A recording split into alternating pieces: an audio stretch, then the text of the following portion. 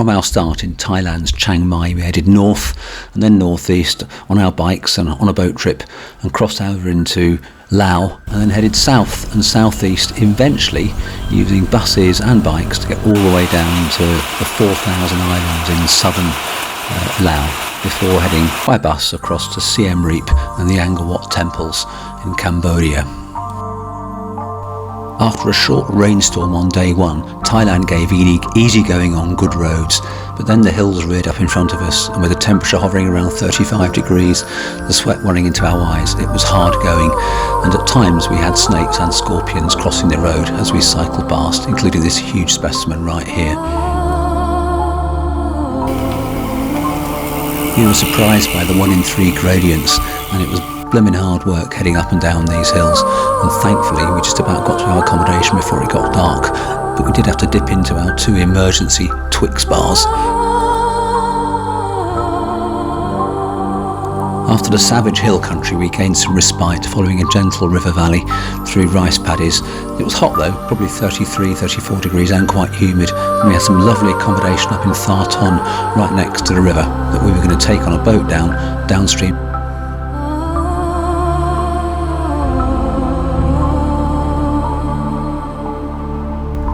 Our 42-mile trip down the Kok River was just fantastic. We didn't know what to expect, but initially the river was just fast flowing and we whizzed along, the boatman expertly steering around sunken logs and sandbars. But soon we came to some rapids, in fact many rapids, and he was fantastic dealing with these rapids, dealing around them, and we had no difficulties at all. And this was good because we weren't wearing life jackets or anything like that, so it was a great way to get down to Chiang Rai.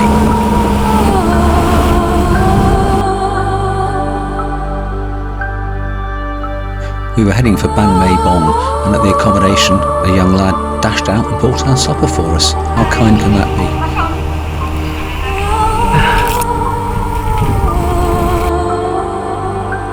Our 5th day on the road was generally easy, just undulating through the lovely terrain in northern Thailand, heading for the border crossing into Laos. Here we are crossing the Thai-Lao Friendship Bridge number 4, the border right in the middle of the river. The Mekong truly is a powerful river, great boils and swirls of muddy water cascading their way downstream. Our next 90 miles was easy, sitting on a lovely comfy boat, the breeze washing over us, keeping us cool, the scenery on either side inspiring as mountain peaks soared up into the hazy heights. We were in trance as we sat there, just having a lovely journey downstream.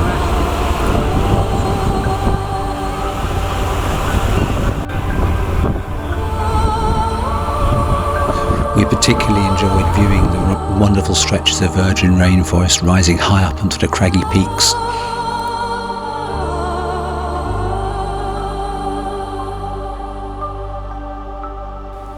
From Pak Beng we headed northeast up the Beng Valley, a narrow, steep-sided valley, and we climbed quite gently, but there were numerous ups and downs, and the road surface was desperate in places and often quite poor, so progress was quite slow, and it was hard to achieve the miles.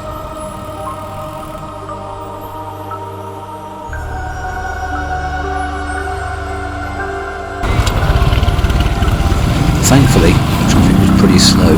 The road surface took care of that one. There were lots of mopeds though, and we had to be careful of those because they whirled around all the potholes. In Beng we ate supper in a street-side restaurant, just noodle soup, which was quite nice, but our plates were washed up in a puddle in the gutter, and we wondered how clean the place actually was. We continued climbing to the town of Muangze, passing wonderful scenes of the rural farming on either side, rice paddies lower down, and occasionally banana plantations and even rubber trees in some places. In many places the road was being repaired, diggers high above, and it was quite chaotic with all the mopeds.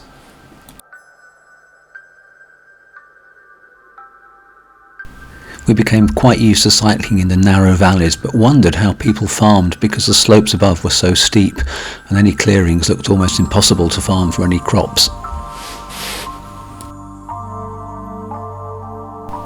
Now we were heading down the Nam Phac River Valley to Muang Kua, where we hoped to gain another voyage down the U River,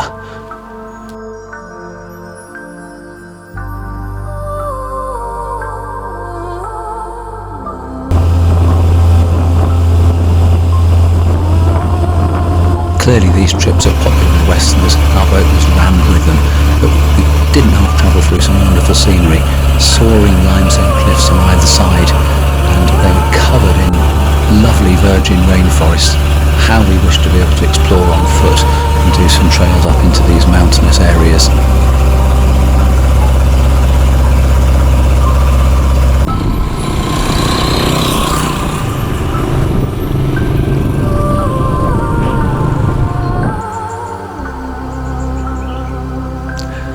With thoughts of a rest day in Luang Prabang now clear in our mind, we just had to get there. But boy were the roads hard work. They were rough, dusty, bumpy, and when trucks went by the noise and dust was incredible. It was just hard going with a bevy of motorcycles, mopeds, kids on bikes, but the trucks, they were really bad, and the dust they kicked up was something else when they passed, as you can see just here.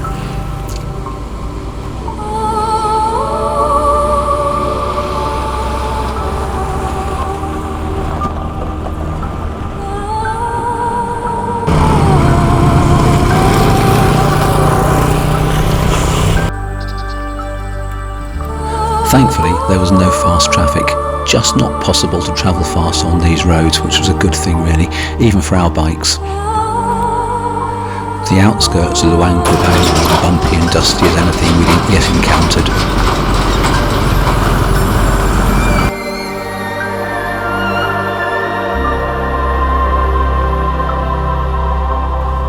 We enjoyed a calm day in town, wandering around, ascending a small hill to get a lovely view of the Mekong and the surrounding hills.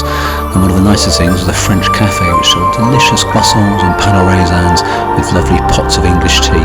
Perfect. We didn't have enough time to cycle our whole route down to Phon Savin, so we took a minibus. And thank goodness we did, because it was a day of torrential rain and the roads were in appalling condition. Around 50 miles had no tarmac at all, just a series of muddy, squelchy bumps that I'm amazed our minibus covered.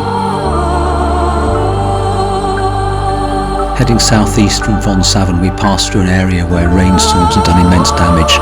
Every valley side was covered in landslide scars, and here you can see a minibus being pulled out by a digger. The rivers were even red with all the sediment that had been washed in. Some of our hotel and hostel rooms were dingy, but this one was spectacularly dark brown all around. This is Trish writing her diary in our sordid room.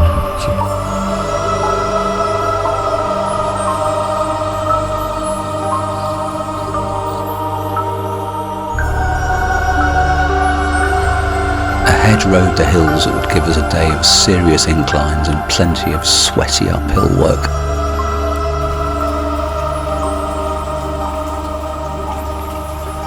How's it going, Trish?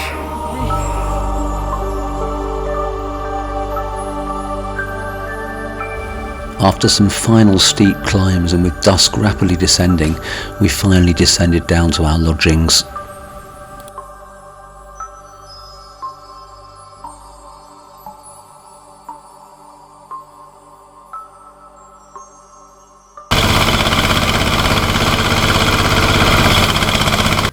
Now, although the terrain was broadly level, we upped and downed all day, and it was hard work under the hot sun.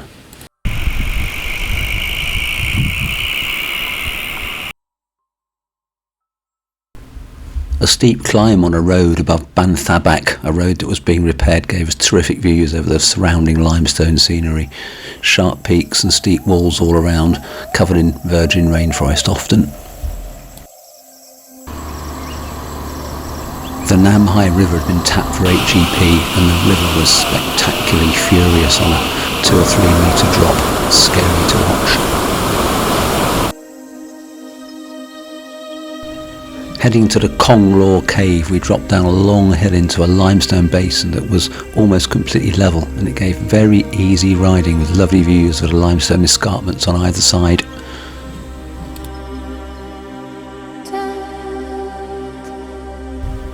As we drew closer to the cave mouth, the scenery became even more spectacular, cliffs rising vertically from the uber-flat valley bottom. We couldn't wait to get in there.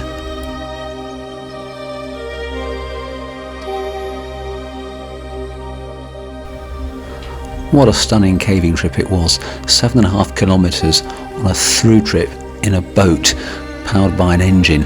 It's hard to imagine that in this country where the caves are so much smaller.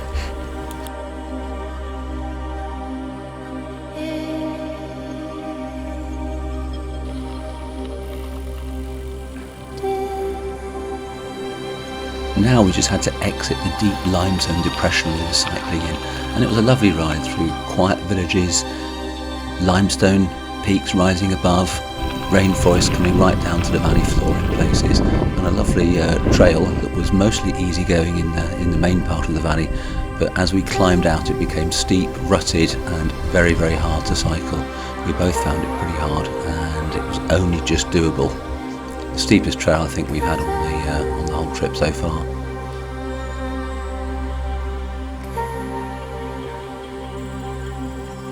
Having topped out, drenched with sweat and covered in dust, we just had about 10-12 kilometres south on the road to our accommodation, which turned out to be used by ex-party officials supervising the construction of a nearby reservoir. It was a lovely spot to stay, and cheap too, in our superb room.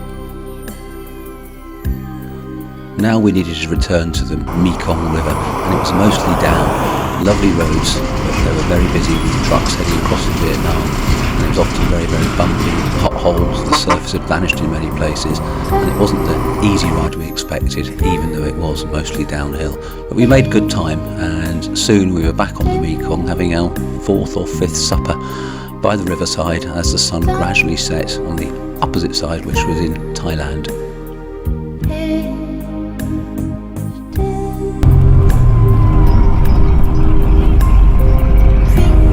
From Paxi we crossed the Mekong on a large Japanese-funded bridge, and then we just had about 120 miles heading south down the very gentle valley past some lovely Khmer-era ruins. It was a fairly easy-going, mostly level cycling, but the road surface was pretty desperate in places. Mostly dirt, very potholed, and extremely undulating in a little way considering the number of deep potholes we had to cover.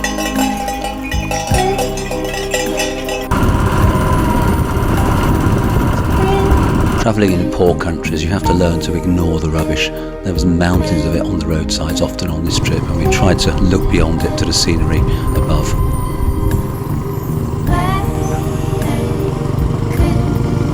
We were aiming for a riverine part of Laos known as the 4,000 Islands. I don't know whether there actually are 4,000, but there are certainly many, many hundreds. And we had a wonderful time hopping on ferries heading across to different islands. Some of them had good roads, others had just dirt trails, and we headed south down to an island called Don Det, which is the most touristy of them, where we spent a final night or two before getting the bus down to the Angkor Wat ruins in Cambodia.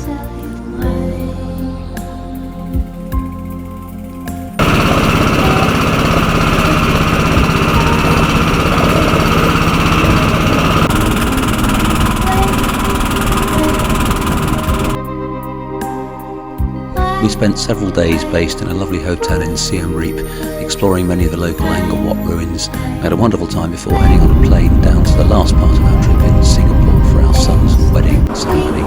Tom and Lisa had a ceremony downtown, which was great, and in the other days we had some lovely bike rides and walks around hot and sweaty Singapore.